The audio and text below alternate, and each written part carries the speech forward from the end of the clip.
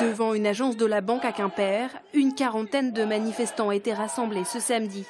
Ils font partie des 1400 victimes de l'escroquerie de l'affaire de fait. 34 millions d'euros ont été perdus.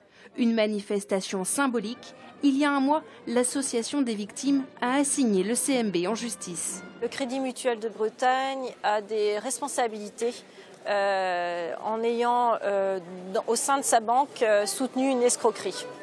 L'action aujourd'hui, c'est aussi pour les victimes, outre la honte, maintenant, elle signifie qu'elles sont très volontaires et qu'elles ne lâcheront rien pour que la banque leur propose une indemnité. La banque a pourtant prévenu Tracfin, la cellule de lutte contre les circuits financiers du ministère de l'économie. Mais trop tard, selon les victimes.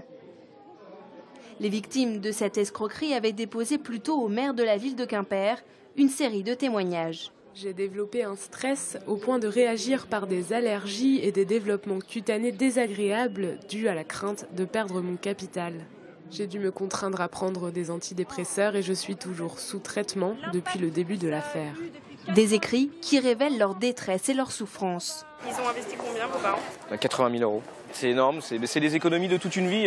Eux, ils souhaitent même pas en parler. Encore une fois, il y a toujours ce sentiment de honte. Mes parents étaient passés par des CIF, ce sont des conseillers en investissement financier. Donc ils avaient vraiment assuré leurs arrières et malheureusement, ils se sont retrouvés dans une situation totalement incontrôlable. Ce rassemblement est le premier de l'association. Les victimes ont prévu de se retrouver chaque mois.